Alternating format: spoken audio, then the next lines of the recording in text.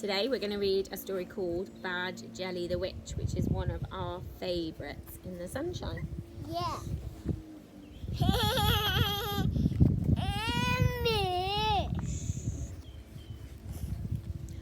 Once upon a time, a long time ago, there was a little boy and girl. Their names were Tim and Rose. Tim was 6 years old and Rose was 5. Tim had black hair and blue eyes. Rose had red hair that hung down to her waist and green eyes like the sea.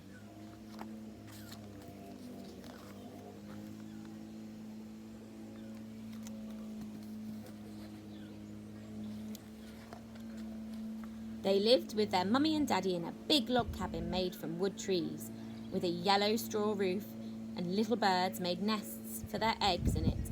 Their daddy was a fisherman. He caught fish in a big lake near their house. Their mummy used to bake lovely fresh bread for them.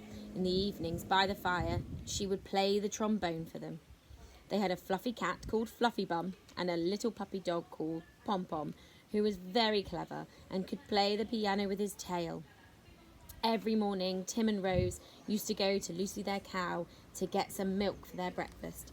Here's Fluffy Bum. Fluffy Bum.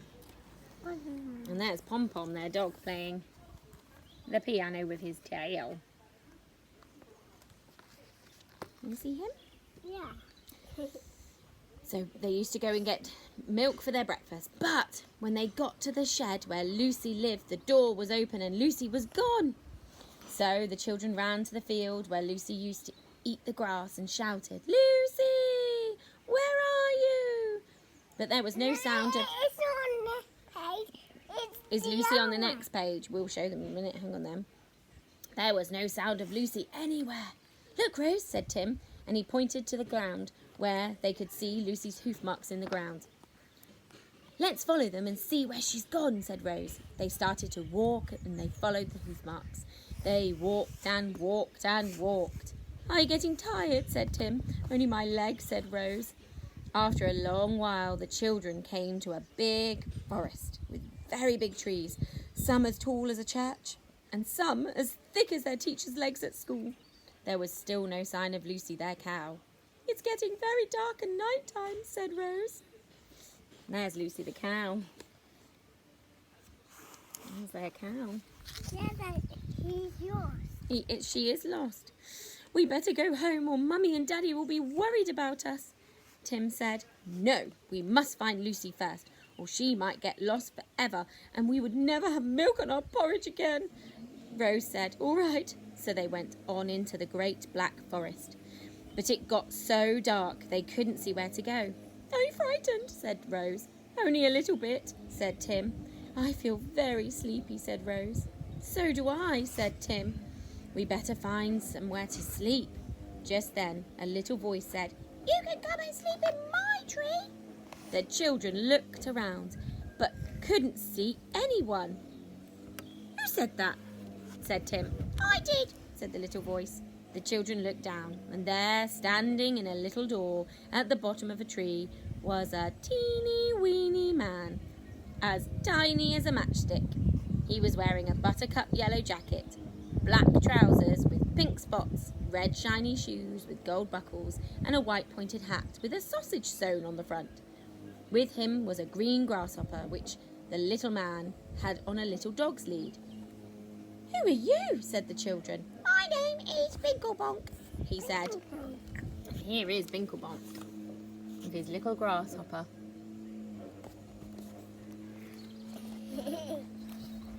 "I'm a tree goblin. I live in this tree, and this grasshopper is my guard dog. His name is Silly Sausage." Just then, Silly Sausage the grasshopper went, "Bow wow, woof woof." "What a funny grasshopper," said Tim. "He's barking like a doggy." "Yes," said Binklebonk. "that's why I call him Silly Sausage." Then they heard strange noises coming from the dark forest. Roar, roar, then squeak. "What was that?" said the children. "That," said Binklebonk. "that was a tin lion." "Why did he go squeak?" asked Tim. "He's rusty from sleeping in the rain. You better come inside my tree." "Before he comes," said Binklebonk. the picture. Or did I not? Can you see the tin lion? There he is. lion.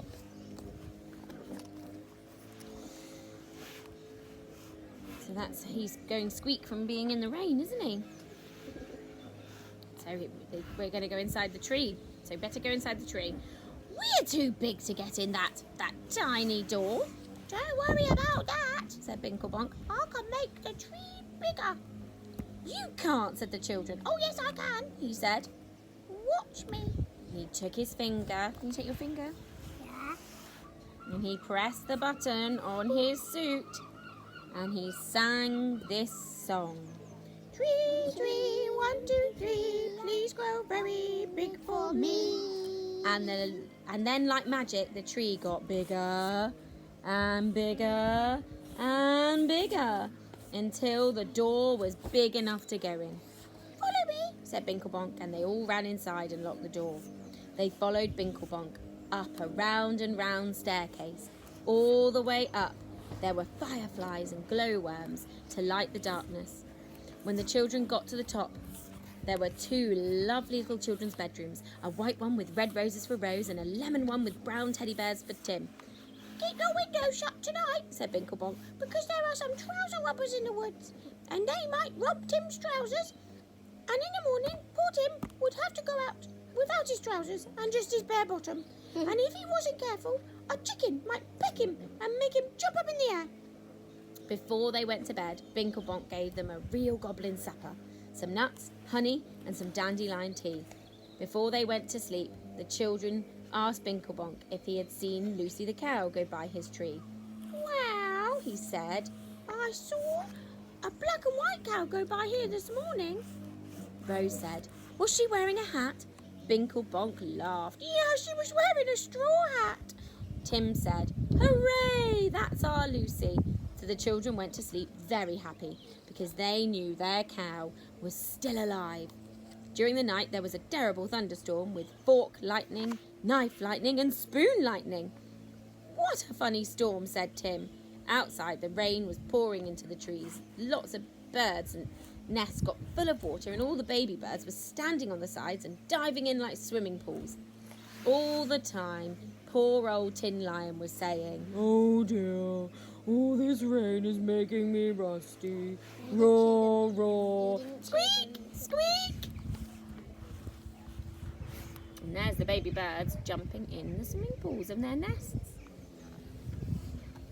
What are they? Yeah, they're jumping in. Yeah. And that was chapter 1 of Bad Jelly the Witch. If you want to see chapter 2, if you write a comment on family underneath the video and let us know, and we'll pop chapter 2 up. And try enjoying stories out in the sunshine, and maybe even activities based on your story. So we could have a goblin tea party now with dandelion tea. Go and find some dandelions and make dandelion tea. Yeah.